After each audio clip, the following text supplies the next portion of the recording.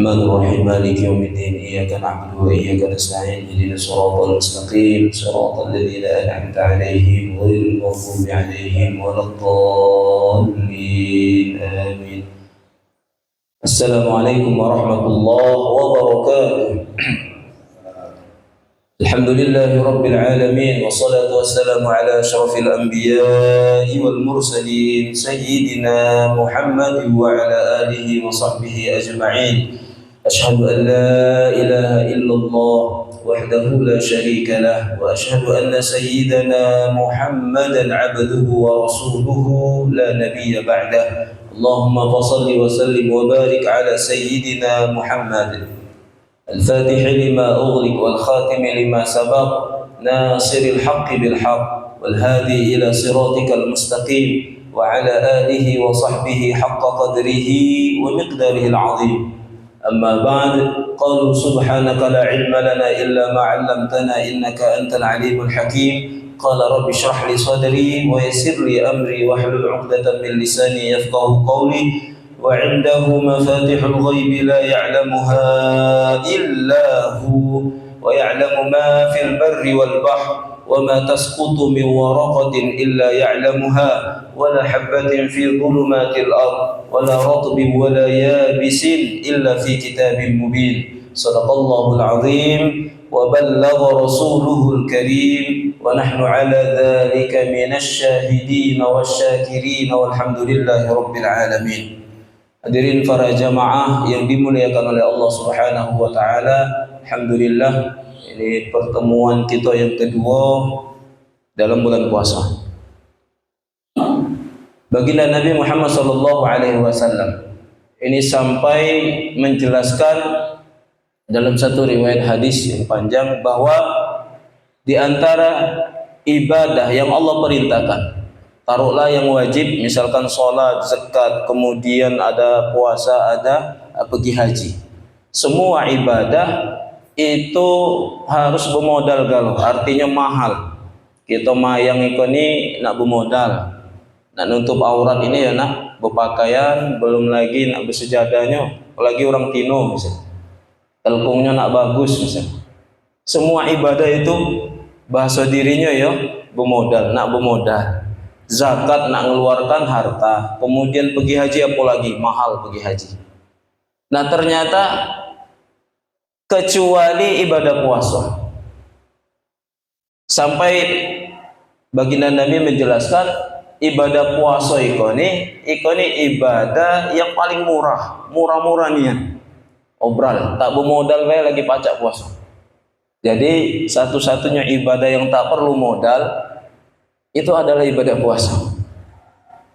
Sayyidina Umamah Al-Bahili itu mendatangi Rasulullah, ya Rasulullah, ataitu Rasulullah sallallahu alaihi wasallam, aku mendatangi Rasulullah sallallahu alaihi wasallam, kemudian bertanya, ya Rasulullah, tunjukkan aku atau perintahkan aku ibadah apa yang paling utama untuk aku gawekan. Ibadah apa yang paling utama untuk aku gawekan? Apa jawab Rasulullah? Alaika bis-shaum. Beliau mengatakan, bersabda, hendaklah kau banyak-banyak berpuasa. Kenapa? Fa innahu la adla lahu. Karena ibadah puasa itu satu-satunya ibadah yang tak naruh tandingannya di sisi Allah. Jadi ibadah puasa itu bukan main-main. Ini pakam. Sehingga kata Sayyidina Umamah Al-Bahili, aku kelamnya katanya datang lagi ke Rasulullah, nanyakan pertanyaan yang sama, tunjukkan aku ya Rasulullah. Pikir Abu Al-Bahili ini dipikirnya Nabi akan menunjukkan amal ibadah yang nomor 2 setelah puasa. Kelamnya datang lagi, aku mendatangi Rasulullah, pertanyaan yang sama, tunjukkan aku ya Rasulullah, kira-kira ibadah apa yang harus aku gawe, ibadah apa yang lebih utama di antara ibadah yang lain yang harus aku gawekan. Jawaban Rasulullah sama, ya Umamah alaika bis-shaum. Para ulama menjelaskan cerita hadis ini itu menunjukkan betapa besar keagungan atau besar keutamaan fadilah yang terdapat di dalam ibadah puasa yang kita gawekan bakari. Kita berbicara tentang isi kandungan Al-Quran. Isi kandungan Al-Quran itu lebih dari sepertigonya. Sepertigo bukan seperempat. Itu isinya semuanya ngajak ke akhirat. Semuanya nyeritakan hari akhirat. Alladzina yu'minuna bil ghaibi wa yuqimus shalah wa yutuz wa yurzaqna wa yunfiqu mimma razaqnahum yunfiqun. Kemudian walladzina yu'minuna bil akhirah. Pasti setelah iman kepada Allah itu pasti ngajak iman ke akhirat. Dan semua isi kandungan Al-Quran itu hampir 80% isinya ngajak kepada Allah, ngajak kepada akhirat. Nah, apa yang sering kita temukan kalau kita ngaji atau kalau kita belajar Al-Quran, misalkan belajar tafsir atau baca terjemah Al-Quran, ngaji, banyak nasihat yang tercantum di dalam Al-Quran. Selain selalu ngomongkan bahwa negeri akhirat lebih utama, negeri akhirat harus kamu cita-citakan, negeri akhirat tempat kembali selamanya, negeri akhirat yang kehidupan yang sesungguhnya. Nasihat yang paling berharga dalam Al-Quran, bahkan yang sering diulang-ulang, itu tentang kehati-hatian kita dengan perkara hidup di dunia. Ya kan? Wa mal hayatud dunya illa mata'ul ghurur. Wa'lamu annamal hayatud dunya la'ibun wa lahwun wa zinatun wa tafakhurun bainakum. Hakikat dunia selalu diingatkan oleh Al-Quran. Kenapa? Karena dunia yang kita tinggali bakarikan, sebagian besar manusia itu lalai nganggap iko hidup yang sesungguhnya, nganggap ikolah hidup yang terakhir. Mereka tak tahu bahwa akan ada hidup lagi, sehingga rata-rata kebanyakan manusia yang lalai di dunia ini, yang wal asri innal insana lafi khusr, demi waktu hidup di dunia. Asri itu demi waktu, tapi waktu di mana? Waktu di dunia apa di akhirat? Itu waktu kita hidup di dunia. Innal insana lafi khusrin, manusia semuanya dalam keadaan lalai. Lalai galau hidup di dunia, kecuali mereka yang beriman, beramal soleh, kemudian ingat negeri akhirat, ingat kepada Allah, kemudian mereka menginginkan kehidupan akhirat. Ini yang tidak ada rugi. Maksudnya tak ada rugi. Dia ini di tengah keramaian orang yang lalai galau, dia ini yang malah menghabiskan waktu hidup dunia untuk kepentingan akhirat. Nah, di dalam Al-Quran, apa yang menyebabkan manusia lalai hidup di dunia? Itu tak naruh yang lain. Musuh terbesar dalam diri manusia itu tulah yang menjadikan orang ini lalai akan pentingnya kehidupan akhirat. Apa musuh terbesar diri setiap orang? Itu adalah hawa nafsu. Hawa nafsu. Makanya kita misalkan ngaji yang ayat-ayat yang kita hafal dalam surat-surat pendek tentang hawa nafsu, itu ada di dalam surat Asy-Syams. Wasyamsi wadduhaha wal qamari idza talaha wan nahari idza jallaha wal laili idza yaghshaha was samai wama banaha wal ardi wama tuhaha. Ini bersumpah atas nama makhluk-makhluk yang besar, demi matahari, demi bulan, demi siang, demi malam, langit yang kami angkat, bumi yang kami hamparkan. Setelah Allah bersumpah atas nama kebesaran makhluk ini, kebesaran kuasa Allah menciptakan makhluk-makhluk yang besar ini, barulah Allah masukkan poin nasihat yang begitu agung. Setelah wal ardi wa ma tuhaha wa nafsin, demi jiwa, sampai Allah bersumpah atas nama jiwa. Jiwa kita, kehidupan kita, yang kita bakari sadar, yang kita bakari pacak bergerak, pacak dengar, ya kan? Kemudian pacak duduk dengan nyaman, itu karena masih ada jiwa di dalam diri kita nih, ruh. Wa nafsin wa ma sawwaha, dan demi jiwa atau demi ruh yang kami semayamkan di dalam badan ini kan. Jadi bersemayam. Kalau tak bersemayam maka jasad ini sama seperti aksesoris yang tak bergo, misalkan kipas angin yang tak hidup ya. Ini tak ada manfaat, dia hanya hiasan saja. Begitupun lampu, misal dia tak hidup, tak nyambung listrik, berarti hanya aksesoris baik, tak naruh manfaat karena tak hidup, tak mengeluarkan cahaya. Baik itu juga dengan badan. Badan ini kalau tanpa disemayamkan ruh, jiwa yang sesungguhnya, kehidupan yang sesungguhnya, maka badan kita ini tak lebih pecah aksesoris, tak naruh gunanya, pacak dilihat baik. Ya bahasa kasarnya jurang tuh ya bangkai, ya badan kita. Sehingga yang penting di dalam tubuh kita ini itulah jiwa. Jiwa itu yang akan dimintai pertanggungjawaban, itu yang akan hidup di alam kekal. Wa nafsin wa ma sawwaha. Sekarang jiwa ini yang diuji, jiwa ini yang mengalami ujian, yang mengalami bahasa diri beban yang Allah perintahkan, jiwa yang ada dalam badan kita, yang sekarang kita sadar. Nah, wa nafsin wa ma sawwaha, jiwa yang sudah kami semayamkan dalam setiap badan orang ini. Fa alhamaha fujuraha wa taqwaha. Setelah itu jiwa yang sudah bersemayam itu kami jadikan lupa dengan semua tempat kembali jiwa ini. Kampung halaman jiwa ini alam yang suci. Tuhannya jiwa ini Tuhan yang satu, itu dilupakan oleh Allah. Sampai bahasa dirinya kosong, kesadaran tak naruh apa-apa. Taunya pecah hidup baru, pecah kita baru lahir. Itu ketika jiwa disemayamkan atau ditiupkan ke dalam jasad seseorang, maka dia ngeblank, langsung tak ingat apa-apa, ulang dari nol. Disitulah ayat selanjutnya, fa'alhamaha fujuraha wa taqwaha. Kalau bukan ilhamnya Allah, petunjuknya Allah, semua jiwa akan jauh dari Tuhannya. Semua jiwa akan tersesat kalau tak fa'alhamaha. Tak ada petunjuk Allah, ilham. Ini sudah jadi aturan Allah. Sehingga orang-orang beriman ini orang-orang yang diberi petunjuk. Wa may yahdillah fala mudhillalah. Siapa yang kami hendaki petunjuk, maka tidak ada satupun yang pacak ngenjuk dia kesesatan.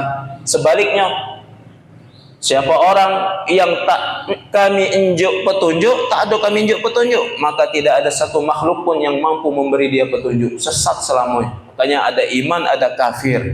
Ada yang mendapatkan petunjuk, ada yang mendapatkan kesesatan.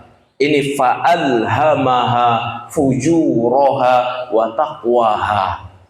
Yang dapat ilham dia takwa, dia mendapatkan hidayah. Yang ilhamnya tertahan dia fujur.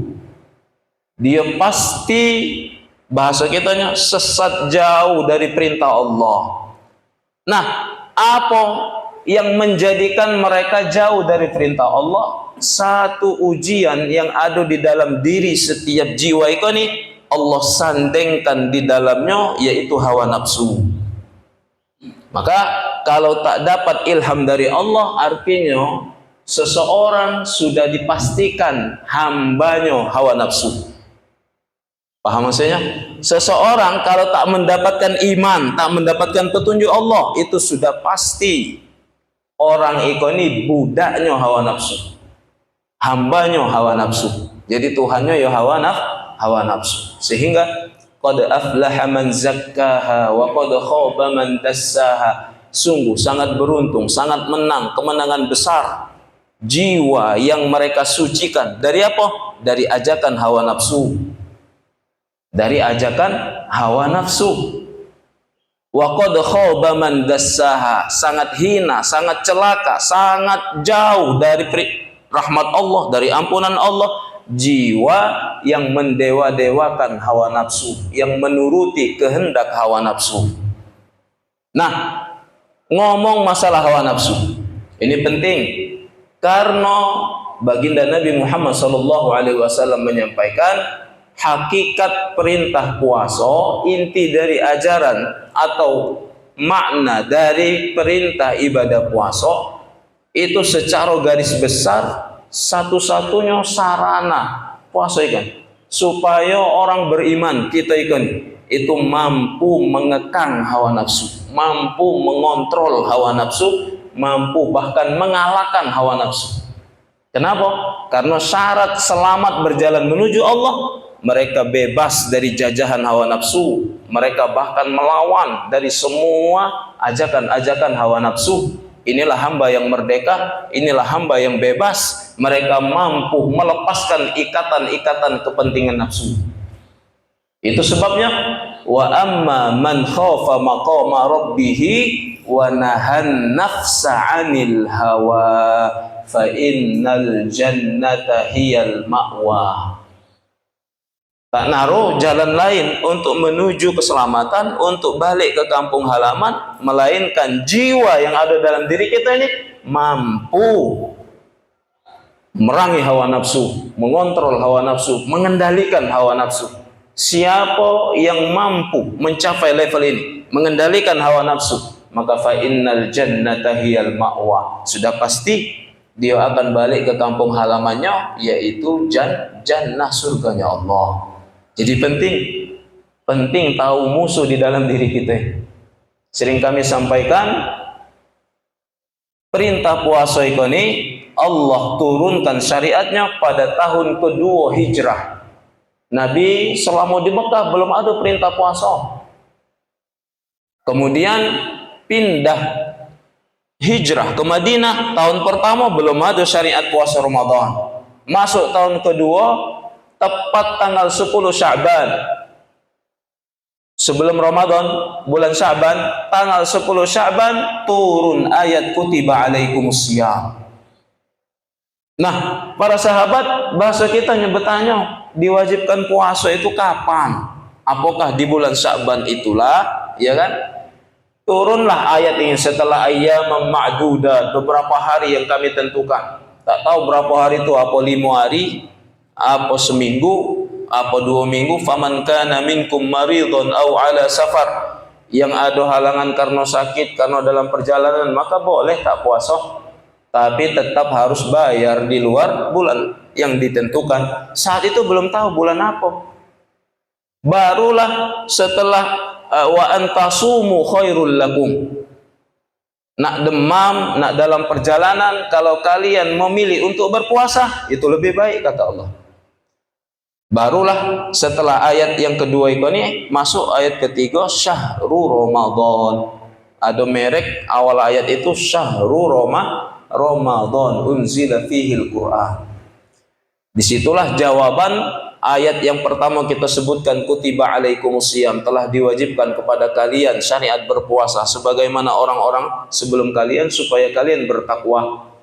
Nah, di situ belum dijelaskan kapan puasa itu. Turun ayat di bulan Sya'ban.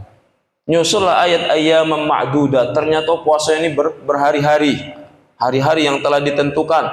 Tapi tak tahu apakah seminggu, apakah 10 hari, atau malah lebih kurang daripada 10 hari. Ternyata di ayat berikutnya dijelaskan syahrul Ramadan alladzi unzila fihil Qur'an. Maka ini salah satu metode nafsirkan Quran. Itu metode yang paling atas, itu tafsir ayat dengan ayat. Ada ayat yang maknanya tadi belum ngerti kita, ternyata dijelaskan di ayat yang lain. Ada tafsir ayat bil hadits, tafsir Al-Qur'an ini kita tak ngerti dan kita tak temukan penjelasan di ayat lain. Ternyata penjelasannya ada di kalam Rasulullah atau di dalam hadis.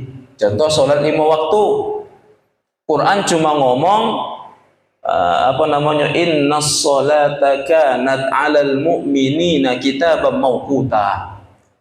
Sesungguhnya salat untuk orang-orang yang beriman telah kami tentukan waktu-waktunya.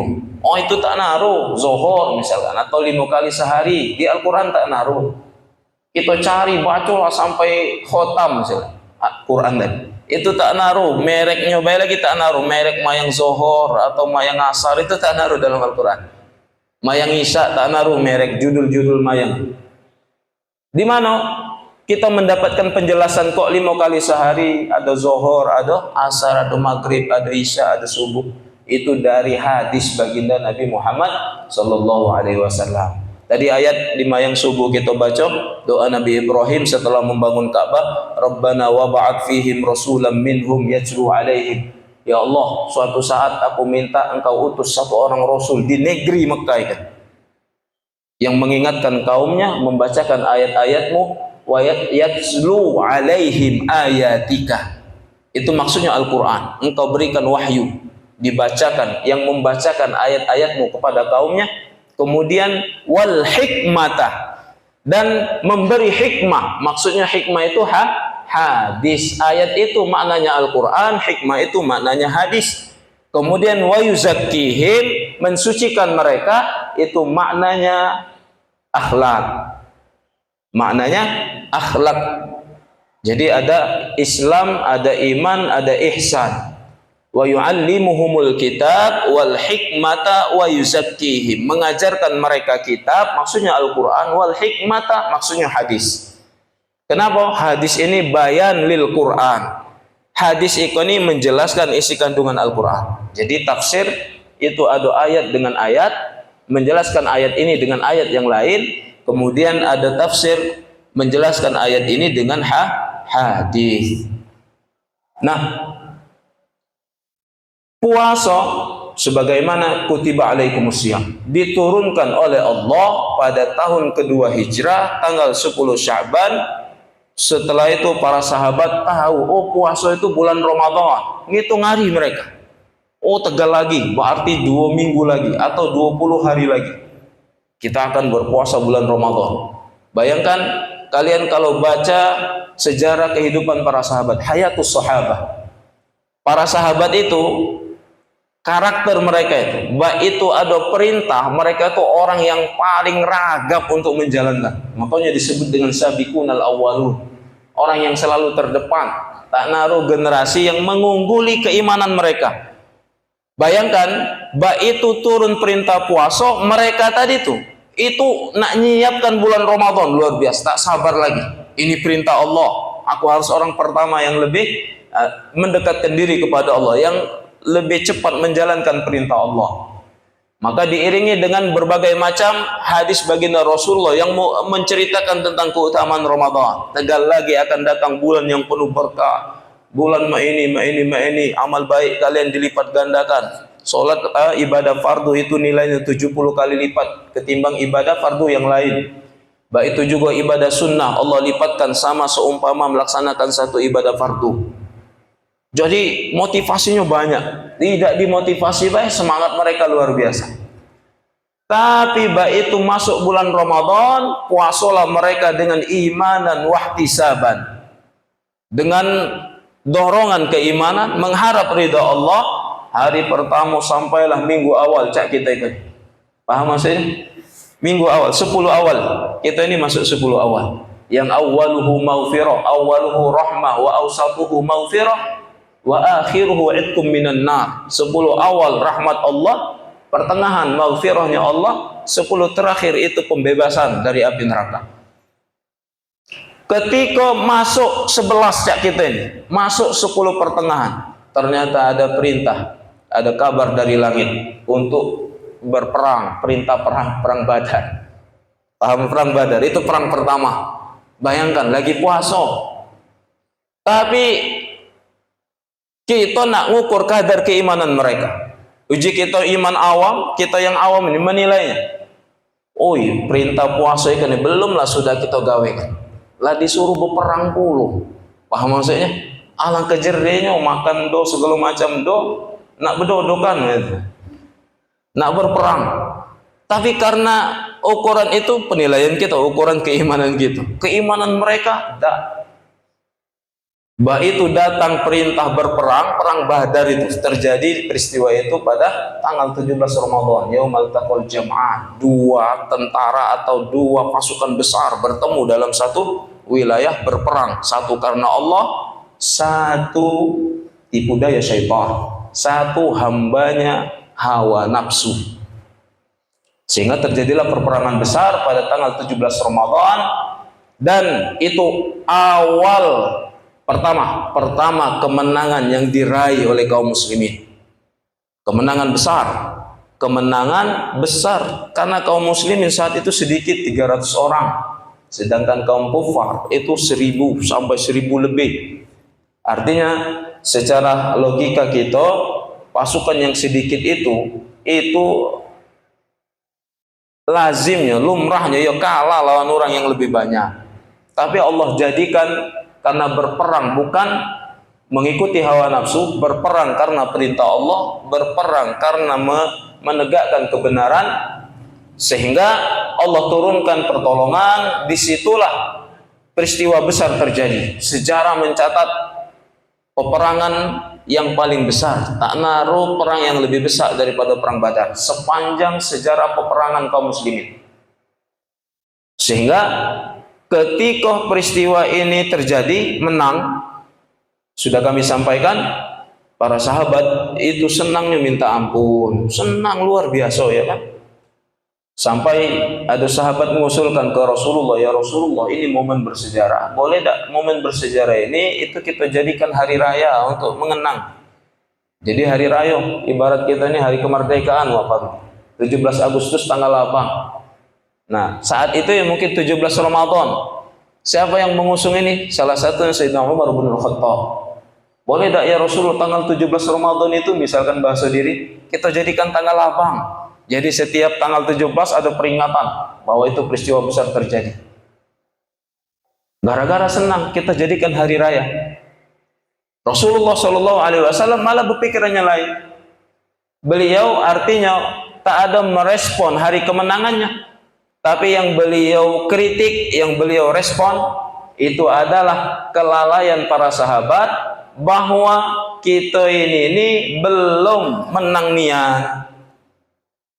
Kata Rasulullah, kita ini belum menang perang ini.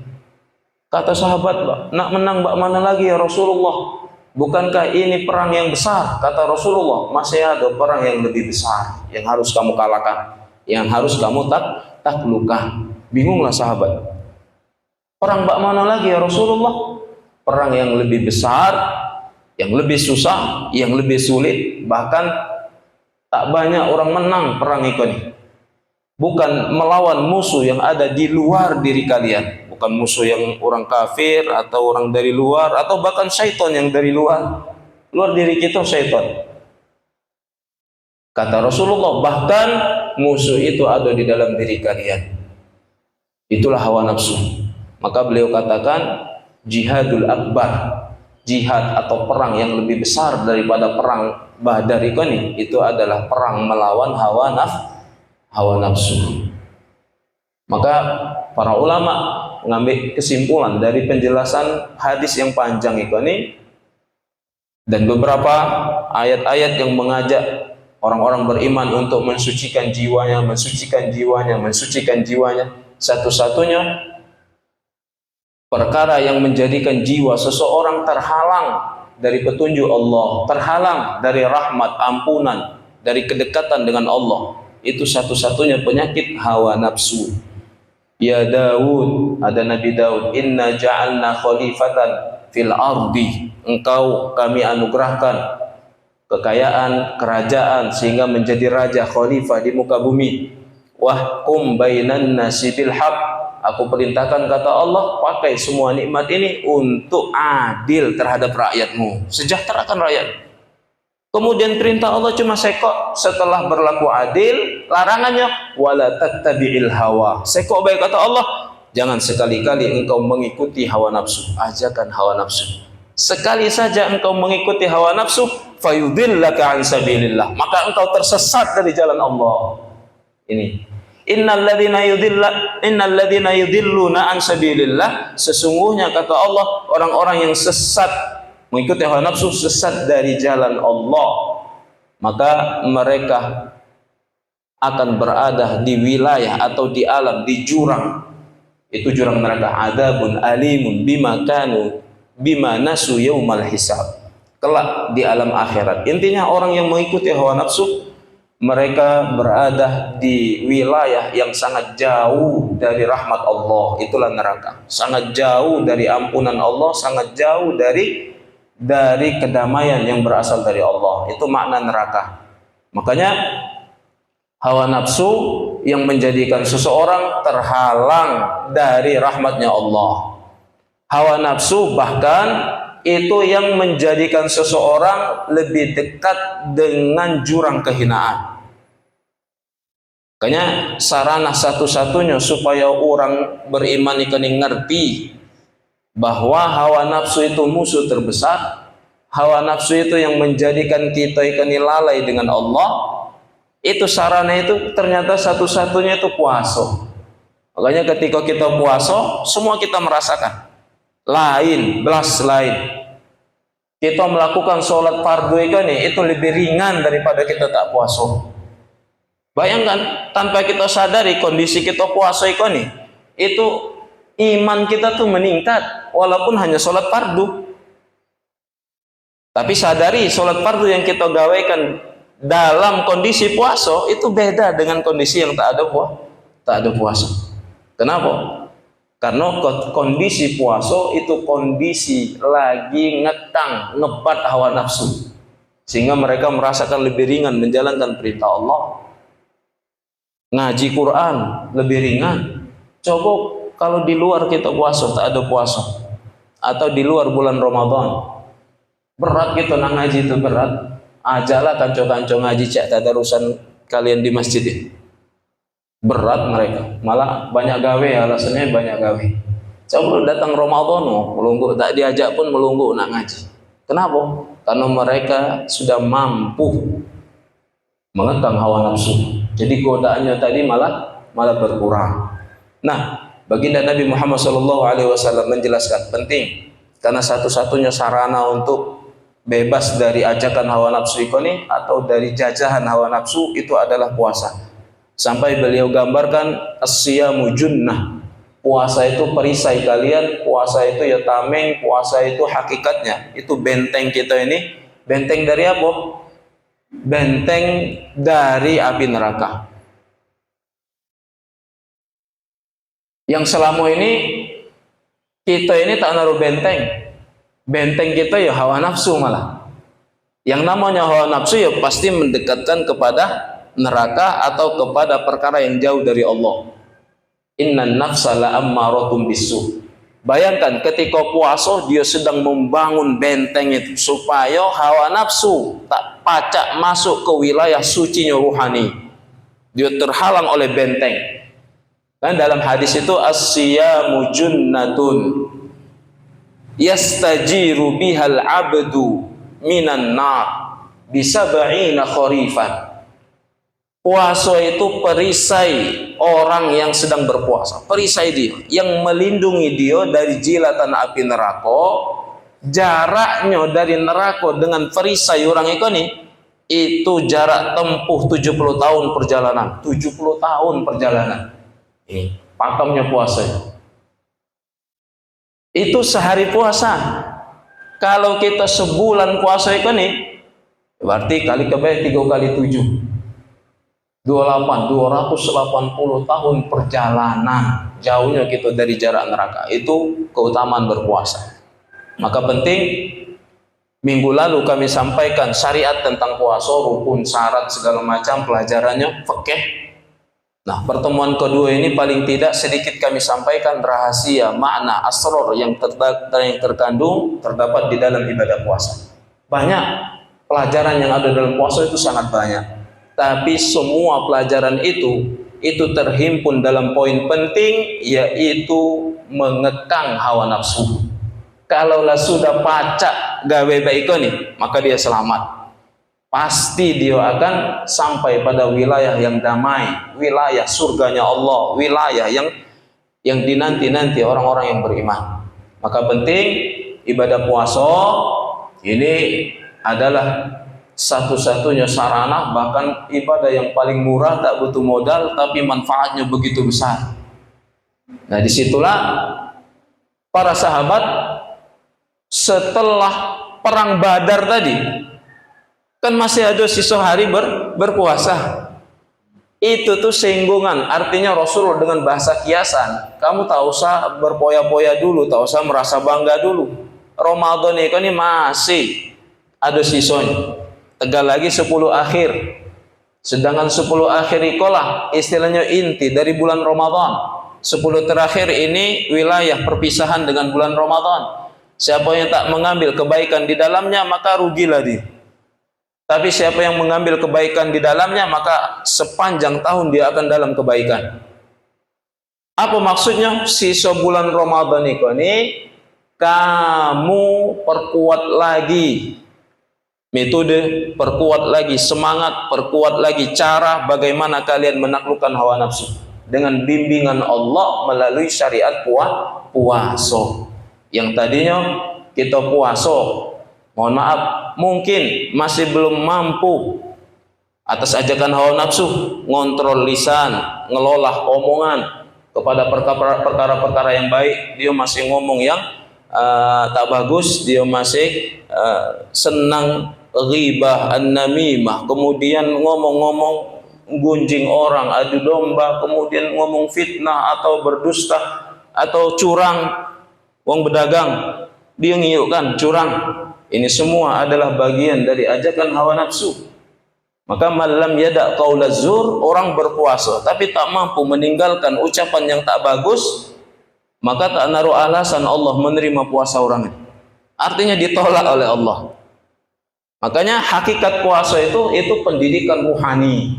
Hakikat puasa itu menggembleng jiwa kita ini supaya kembali kepada fitrah. Rasulullah di tanggal 17 Ramadan mengingatkan tentang jihadul akbar. Jihad yang paling besar itu adalah jihadun nafsi, melawan hawa nafsu, dan momen jihad itu adalah bulan Ramadan. Masih siso, artinya kata Rasulullah tak usah senang dulu, tak usah jumawa dulu, tak usah merasa bangga dulu telah memenangkan peperangan besar. Ramadan masih ada sisa, dan ini momen untuk menaklukkan atau memenangkan peperangan yang besar. Hanya kalau berhasil menaklukkan hawa nafsu, itulah orang yang menang. Itulah Idul Fitri, kembali kepada fitrah. Jadi rayo itu yang kita lihat serba memakai pakaian baru, ya kan? Kemudian hidangan baru, makanan baru. Sepanjang Ramadan kita tak ulah makan ketupat, ya kan? Kuahnya baik lagi tak kau nak masak. Kuah gangan, kuah apa selama Ramadan. Baik itu hari raya, wah segala jenis makanan kita temukan. Ini makna lahir. Silakan, karena sunnah memang berpakaian baru, memang sunnah. Karena hari raya, hari bahagia. Tapi Rasulullah mengingatkan, hari raya itu kemenangan bagi orang yang berpuasa, kemenangan bagi orang yang menghidupkan Ramadan, kemenangan bagi orang-orang yang beriman, yang menjalankan perintah Allah selama satu bulan. Mereka mampu menggembleng hawa nafsu yang tadi nongol, ditutus supaya masuk. Yang tadi masuknya tidak terlalu dalam, tutus lagi sampai dalam, terbenam ke tanah. Sehingga begitu habis Ramadan, mereka sudah paham dengan semua ajakan hawa nafsu. Begitu Ramadan berakhir, mereka sudah merdeka. Mereka mampu melepas satu-satu ikatan-ikatan hawa nafsu dari ruhaninya. Disitulah bahasa ucapan orang nak raya itu minal aidin wal faizin. Aid artinya kembali. Ruhani kita kembali ke alam asalnya, kembali ke wilayah aslinya. Itulah wilayah fitrah, wilayah suci. Tanpa Ramadan kita takkan pernah ngecap tenangnya ruhani kembali ke alam suci. Makanya kalau hari raya dia belum tenang, itu ada masalah. Dengan puasanya tadi ada masalah. Nah, asyamu junnah, puasa itu adalah perisai. Kayak di panjang hadis ikon. Di akhir hadis, baginda Nabi Muhammad SAW itu menceritakan salah satu hakikat puasa. Lis-shaimi farhatan. Salah satu di antara keutamaan orang berpuasa, bagi orang puasa itu dua kebahagiaan. Dan kebahagiaan ini artinya kebahagiaan ruhani. Farhatun inda fitri. Farhatun inda fitri. Kebahagiaan pertama itu ketika dia fitri. Artinya kalau setiap hari itu ketika kita berbuka. Orang menerjemahkan inda fitri, maksudnya dia bahagia saat berbuka. Itu makna secara lahir. Memang iya ketika kita lah nak berbuka ya kita senang.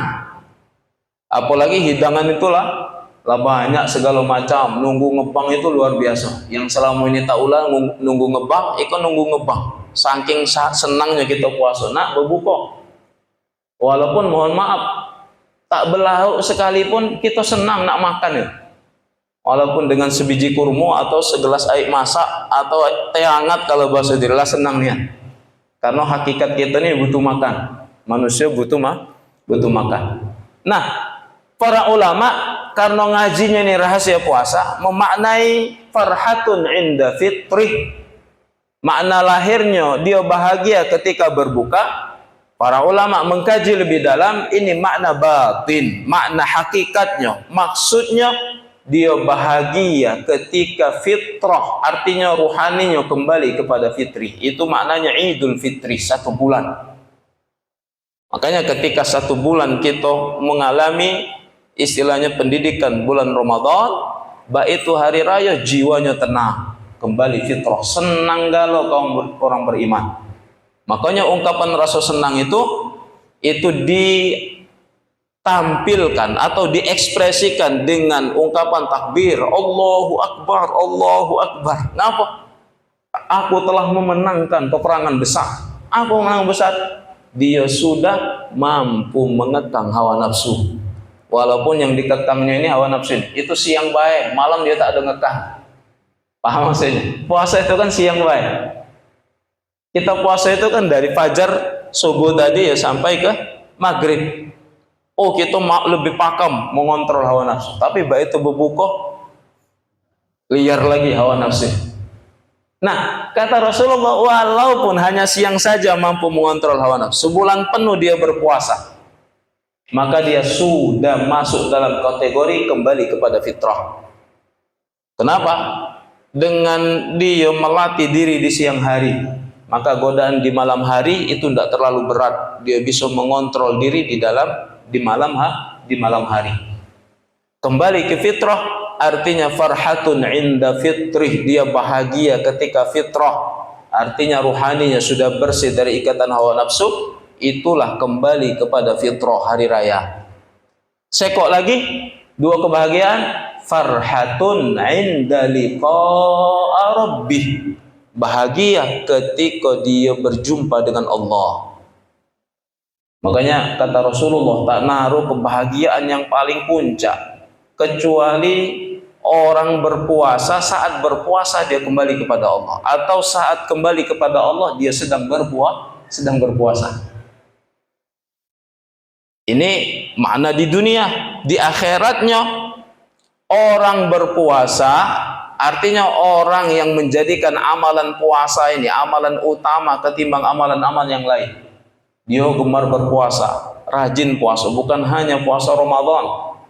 Di luar Ramadan, aku nak puasa 10 aku bak tenang lah pecahnya puasa di bulan Ramadan. Cak tak naruh masalah. Aku lebih pacak mengendalikan hawa nafsu. Yang tadinya emosian ya tak ada emosian. Ngapa karena lapar. Nak marah tak kuat lalu manggino puasa. Alhasil seseorang di luar Ramadan akhirnya gemar berpuasa.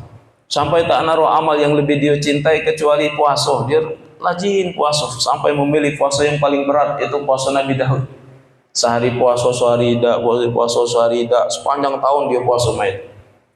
Maka orang seperti ini itu orang yang akan bahagia ketika berjumpa dengan Allah. Ini makna farhatun inda liqa'i rabbih. Ketika berjumpa dengan Allah, orang berpuasa yang paling bahagia ketika saatnya berjumpa dengan Allah. Baginda Nabi Muhammad SAW, beliau berpuasa hari Kamis, sunnah puasa hari Kamis. Itu ditanya, ngapa ya Rasulullah engkau berpuasa hari Kamis? Kata Rasulullah, hari Kamis itu amal kita ini amal mingguan diangkat. Artinya secara batin ada perkara milik kita itu akan kembali ke Allah, akan berjumpa dengan Allah. Paham maksudnya? Disetorkan ke Allah. Wa ana uhibbu, dan aku lebih suka, lebih senang, lebih apa bahasa diri? Ya lebih menyukai kondisi amal diangkat pas waktu amal diangkat, aku ini dalam keadaan berpuasa. Itu kondisi yang terbaik. Maka puasa ini satu-satunya sarana yang tak ada di dalam sholat, tak ada di dalam zakat, tak ada di dalam ibadah haji. Puasa ini benar-benar ini miliknya Allah. Kenapa? Dalam hadis Rasulullah SAW, kullu amal ibnu Adam, semua amal anak Adam, keturunan Adam manusia kita ini, itu semua amal itu kebaikannya untuk mereka sendiri. Sholat itu ternyata untuk kita, kemudian zakat itu ternyata untuk kita seorang, dan kebaikan yang ada di dalam perintah selain puasa itu jelas nilainya di sisi Allah. Sholat fardu sekian, sholat apa namanya, zakat sekian, pergi haji sekian, sampai kata Rasulullah, yudha'aful hasanah, kebaikan yang kalian lakukan itu sampai Allah balas dengan berlipat-lipat, 10 kali lipat atau bahkan 700 kali lipat. Dan itu untuk kalian pahala itu. Nah, Rasulullah menjelaskan illas saum, kecuali ibadah puasa. Kenapa? Karena ibadah puasa kata Allah itu milikku. Puasa itu milik Allah. Artinya kita berpuasa ini itu hanya Allah yang tahu kadar ngenjuk balasan kepada kita. Itu rahasia Allah. Makanya kualitas puasa itu yang tahu hanya Allah. Semakin bagus kualitas puasanya, semakin besar ganjaran dari Allah. Tapi ada yang puasa, ya puasa dia, tapi kualitas puasanya di sisi Allah. Itulah pelajaran puasa, tak boleh ngomong kotor, tak boleh mencuri, tak boleh maksiat. Karena itu menentukan kualitas besarnya balasan dari Allah. Itu makna man lam yada' qaulaz zur. Siapa yang tak mampu meninggalkan perkataan dusta, menggunjing orang, ghibah, an-namimah, kemudian kata-kata yang tak bagus. Falaisa lillahi hajatun ayyada' ta'amahu wa syarabah. Maka kata Allah, maha baik kalau bahasa diri aku nak nerima puasanya. Ini bahasa hadis, falaisa lillahi hajah, Allah tak naruh urusan, tak naruh apa bahasa diri. Ya, maha baik kalau bahasa lain. Untuk nerima orang yang puasa, dia puasa, tapi tak mampu menahan dirinya untuk tidak bermaksiat kepada Allah. Sama dalam hadis lain, kam min shaimin laisa lahu min siyamihi illal ju'a wal 'atas.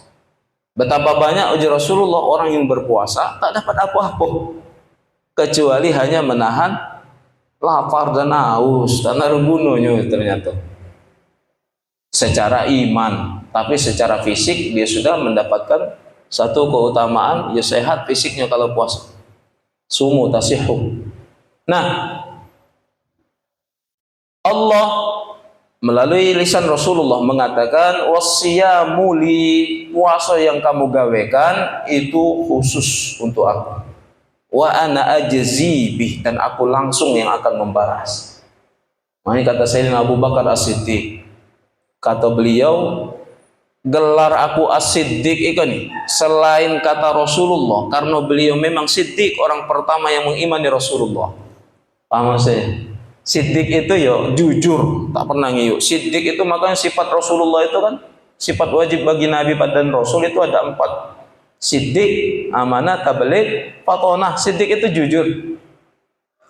Sayyidina Abu Bakar itu menceritakan, artinya menjelaskan. Salah satu makna Siddiq itu kejujuran. Artinya setiap saat kalau nak mencapai level Siddiq itu level kesolehan atau derajat ruhani, levelnya itu di bawah para nabi. Makanya ayat yang menceritakan tentang orang-orang yang telah diberi nikmat oleh Allah. Surat Fatihah, ihdinas siratal mustaqim, tunjukkan kami ke jalan yang lurus. Jalan siapa yang lurus itu nih? Siratal ladzina an'amta alaihim. Jalan orang-orang yang telah engkau beri nikmat. Tak tahu jalan siapa orang-orang yang telah diberi nikmat. Ikut dijelaskan di ayat lain, makanya tafsir ayat bil ayat, tafsir Quran bil Quran. Di surat Fatihah tak tahu jalan siapa kan? Maknanya orang-orang yang telah diberi nikmat. dijelaskan di dalam surat An-Nisa, wa may yuti'illaha wa rasulah, siapa yang taat kepada Allah, taat kepada Rasul, faulaika ma'al ladzina an'amallahu alaihim, mereka lah orang-orang yang telah diberi oleh, mereka akan dikumpulkan bersama orang-orang yang telah diberi nikmat oleh Allah. Siapa? Minan nabiyyin was-siddiqin wasyuhada was-salihin. Ternyata orang-orang yang telah diberi nikmat oleh Allah, para nabi, para siddiq, para syuhada, para orang-orang soleh. Ini jalan yang harus kita tempuh, jalan yang harus kita tiru. Nah, kata para ulama, dari ayat ini ternyata derajat kesolehan, derajat ruhani, kan pintu kenabian sudah ditutup. Orang yang paling tinggi imannya, derajatnya paling dekat dengan Allah itu para nabi, faulaika ma'an amallahu alaihim minan nabiyyin. Tapi derajat setelah para nabi itu adalah as-siddiqi, derajat siddiq. Itulah derajat orang-orang yang dekat dengan Allah, para wali Allah, itu derajat siddiq. Abu Bakar as-Siddiq. Nah, beliau menceritakan, artinya menjelaskan, kalian kalau pengen capai derajat mulia setelah para nabi, berkumpul bersama para nabi, maka cukuplah istilahnya kalian mengerti dengan makna derajat itu sendiri. Derajat yang kita raih ini kan pengennya derajat siddiq, maka cukuplah makna siddiq itu apa. Nah, makna siddiq itu ya jujur, antara isi hati kita dengan ucapan itu selaras, tak naruh beda dengan amal lahir dengan amal batin. Apa yang tampil dari luar badan kita, yang kita ekspresikan, yang kita amalkan, itulah bentuk cerminan batinnya. Paham maksudnya? Tak naruh yang disembunyikan. Jangan seperti orang munafik, dia bersorban, dia sembahyang paling depan, tapi batinnya berdusta. Batinnya tak ada ngawekan sebenarnya, dasar baik, palsu kalau bahasa diri. Sehingga kata Sayyidina Abu Bakar, pertama kalian ya harus cukuplah mengerti dengan makna siddiq itu sendiri. Artinya jujur. Jujur itu bukan hanya mulut tapi hati. Siapa yang nak kita jujurin? Itu Tuhan. Artinya Allah al-ghaib, di dalam gaib, di dalam kesendirian maupun dalam keramaian, lahir maupun batin, kita ini harus satu, jujur di hadapan Allah. Dan uniknya ketika beliau menjelaskan makna siddiq, sarana atau contoh yang paling konkret orang berada di wilayah siddiq atau di wilayah kondisi sedang siddiq, wilayah siddiq itu kondisi orang sedang berpuasa. Kita sedang puasin. Kita ini ternyata secara rohani itu sedang berada di wilayah siddiq. Makanya kata Sayyidina Abu Bakar, puasa itu tuh cara Allah melatih siddiq kalian, melatih kejujuran kalian. Kalau dia berhasil mendapatkan maksimal ajaran Allah, kejujuran, tasdik ini, siddiq ini, maka sudah dipastikan dia akan selamanya berada di wilayah siddiq. Nah, kita yang sedang berpuasa, malami kita makan sahur, nawaitu saumahu din an ada ifardhi syahri Ramadan hadhihi sanati lillahi ta'ala. Yo, di hadapan keluarga kita, di hadapan pasangan kita, di hadapan istri, di hadapan suami, di hadapan anak-anak, ya kan? Kita pacak ngiyuk kan?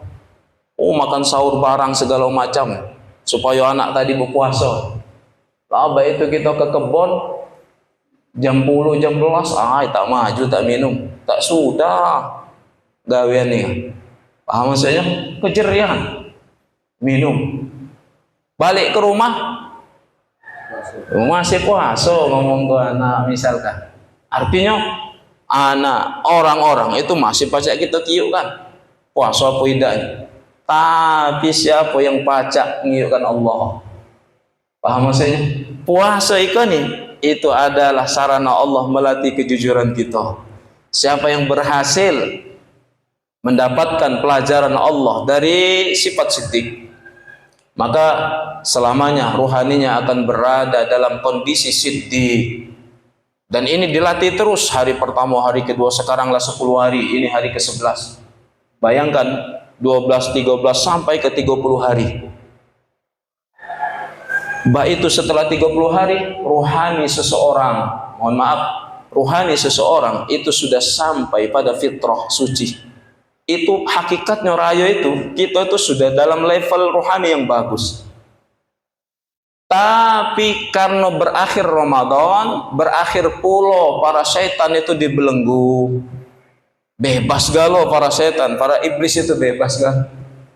Kesucian yang sudah kita terima ini itu bertahan paling sejam 2 jam. Setelah sholat id, istilahnya, ya sholat id tak nyampai 2 jam. Dari takbir ke khutbah tak nyampai kalau 2 jam, paling lama lah 2 jam. Itu setelah sholat id merasa bebas, makannya merasa bebas, merdeka, ya kan? Mulai hawa nafsu sudah banyak frekuensi syaitaniyah. Lemah ini rauni kita. Budak-budak muda ya. Kumpullah dengan kanco-kanco. Jantan dengan betina berkumpul. Bujang dengan gadis. Oh ternyata salah satu di antara budak kumpul itu ada yang mau mabuk-mabukan. Minumlah mabuk-mabukan. Oh tak lemak reuni kalau tak ada karaokean. Paham maksudnya? Frekuensi syaitaniyah bebas yang tak kita temukan di dalam bulan Ramadan. Itu setelah sholat id, mohon maaf, ini dijelaskan oleh baginda Nabi. Para setan itu di malam hari raya mereka menangis. Tak naruh pekean setan yang paling kencang sepanjang tahun kecuali di malam hari raya. Ngapa? Karena di malam hari raya memang benar di alam ruh itu pestanya orang beriman. Semua dosa diampuni oleh Allah. Bahkan dalam satu riwayat, orang-orang yang disiksa di alam kubur malam itu dibebaskan oleh Allah. Itu dibebaskan. Iblis itu bahasa diri terpekek nangis. Bahasa apa? Bahasa kitanya ya nangis. Akulah bertahun-tahun dalam tahun ini segala macam rencana, segala macam tipu daya supaya manusia ini masuk neraka, supaya banyak dosa, supaya kotor, supaya apa. Ternyata sia-sia baik gawe aku, kata iblis. Hanya dengan satu malam rahmat Allah turun begitu banyak, semua kaum muslimin yang berpuasa ya. Yang tidak puasa tak dapat. Walaupun dia tadi puasanya tadi mohon maaf tak ada hakikat, hanya menahan lapar dan haus misalnya. Di malam hari raya semuanya diampuni oleh Allah. Iblis nangis. Efek dari kecogaan iblis itu nih, akhirnya dia tadi lebih ganas lagi untuk mengirim manuver, mengirim serangan, mengirim istilahnya tentara-tentara unggul untuk menggoda. Kalau paca setelah dia suci kan nih, tak usah bertahan lama, sejam 2 jam itu kelamaan. Langsung kita kotori dengan dosa-dosa besar, langsung kita kotori dengan perkara-perkara yang susah dihapus. Makanya banyak maksiat besar. Mereka tak tahu hakikat kita keluar dari bulan Ramadan memang benar-benar kita kembali ke fitrah, diampuni oleh Allah. Makanya di dalam banyak cerita tentang orang-orang yang tak memuliakan bulan Ramadan, itu ada hadis yang menceritakan satu-satunya orang yang tak pacak diselamatkan oleh Rasulullah dari siksa api neraka itu orang yang bermaksiat di dalam bulan Ramadan. Pakamnya bulan Ramadan. Jadi di riwayat itu kaki katanya ada orang yang bergantung-gantung sama Rasulullah. Ya Rasulullah, sedangkan di belakangnya malaikat selalu ngebuk, bak. Ini gambaran kita ya. Intinya selalu disiksa. Orang tadi terukup-rukup narik kaki Rasulullah tak beri syafaat. Kata Rasulullah, malaikat stop dulu. Kesalahan apa dia ini? Nak aku tolong kalau bahasa dia. Tiba-tiba keluar dari suara dari atas, dari aras, malaikat yang ngebuk tadi itu terus ngebuk. Ya Muhammad, orang ini bahasa dirinya itu tak kena dengan syafaatmu lah. Ngapo kata Nabi Muhammad? Tak pacak aku tolong. Karena dia telah menghina bulan Ramadan. Dia melakukan dosa besar di dalam bulan Ramadan. Padahal bulan Ramadan sebegitu mulianya Allah persiapkan. Diludainya oleh budaya. Paham maksudnya? Akhirnya Rasulullah mengelus dada. Maaf kata Rasulullah, kau itu memang umatku. Tapi yang menjadi penghalang kau mendapatkan syafaatku Ramadan ini. Paham maksudnya? Sama cak kita di kelas, Pak Ado misalnya, rapat wali kelas, guru-guru, kenaikan kelas, rapat. Oh, ternyata ada sekok budak, itu yang nakalnya minta ampun. Oleh karena nak jago namo baik, maafkan. Uji guru-guru, maafkan, pokoknya naik galau orang. Ternyata ada sekok guru, yang guru itu mohon maaf, disegani mungkin oleh kepala sekolahnya, disegani oleh yayasannya, atau dihormati oleh yayasannya. Uji guru itu nih, kalian lajulah, sepakat galau, nak meluluskan budak itu. Tapi menurut aku tak ada nak meluluskan budak itu. Karena ada kesalahan yang tak acak aku maafkan. Dari sekolah, saya kok guru yang tak memaafkan. Apa yang dipilih oleh kepala yayasan? Kalau baik itu karena guru ikoni orang yang disegani atau orang yang berpengaruh di sekolah, tak usah luluskan budak itu. Paham maksudnya? Rasulullah Shallallahu Alaihi Wasallam itu sampai tak pacak memberi syafaat ke orang ini, itu hanya gara-gara Ramadan marah dengan orang. Paham maksudnya? Maka penting hakikatan, zahiran wa batinan, makna lahir, makna batin, terutama di dalam bulan Ramadan, karena hakikat puasa ini pensucian batin, pensucian jiwa, pensucian ruhani, bukan hanya menahan lapar dan haus. Ramadan puasa itu jadikan jiwa kita ini semakin tenang, jiwa kita ini semakin merasa nyaman, dekat dengan Allah. Maka kenyamanan ini dipelihara. Kenyamanan ini dipelihara karena ini kondisi yang sangat dibenci oleh syaitan, kondisi yang sangat ditakuti oleh syaitan, kondisi yang tenang. Kenapa? Karena syaitan membawa rasa takut kepada jiwa seseorang. Syaitan membisiki semua duka cita, liyahzunal ladzina kafaru liyahzunal ladzina amanu. Masukkan bisikan-bisikan yang bikin orang itu dihantui rasa takut. Ya kan? Itu setan. Alladzi yuwaswisu fi sudurin nas, yang selalu terlintas dalam diri kita. Nah, kondisi jiwa yang tenang, kondisi jiwa yang mampu mengendalikan hawa nafsu, itu kondisi di mana setan tak acak ngapo-ngapo. Jadi Ramadan ketika berlalu memang betul, memang benar-benar kalian rasakan jiwa kita ini kembali ke fitrah. Hanya saja begitu Ramadan habis, frekuensi syaitaniyah itu lebih pakam daripada hari-hari yang lain. Ngapa? Karena mereka merasa kecewa. Setahun mereka ngirimkan pasukan yang pakam untuk menggoda manusia, menyesatkan manusia, mengotori sebanyak-banyaknya manusia. Baik itu malam raya dimandikan galau oleh Allah, bersih galau. Nangis setan sehingga kelamnya hari raya, pasukan terbaik itu selalu pasukan terbaik itu cepat bergerak dengan strategi yang paling pakam. Atau usah heran kalau hari raya justru malah banyak orang yang bermaksiat. Malah banyak orang yang bermaksiat. Nah, ini ingin kami sampaikan karena judul pelajaran ini Asrarus Shiyam, fikih rahasia puasa.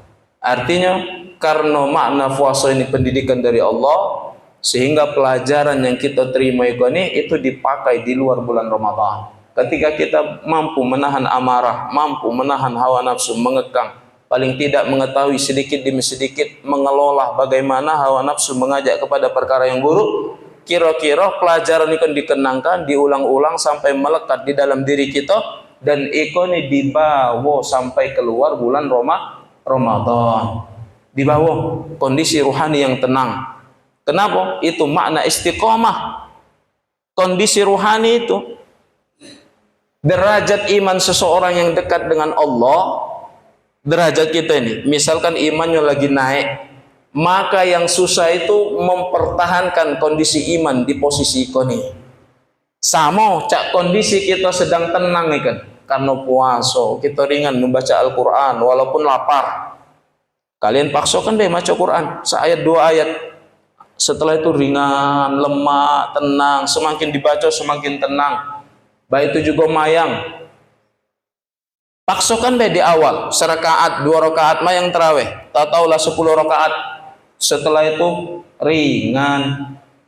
Itu tidak kita temukan di luar bulan Ramadan. Kondisi tenang, kondisi lemah, kondisi damai jiwa itu memang susah kita pertahankan kaget di luar Ramadan. Tapi karena kita sudah tahu pelajaran puasa, maka di luar bulan Ramadan pakai semangat Ramadan, pakai perjuangan Ramadan supaya mampu menaklukkan hawa nafsu di luar bulan Ramadan. Jadi belajar jihad terus. Bukan hanya di bulan Ramadan yang berjihad, di luar bulan Ramadan juga jihad.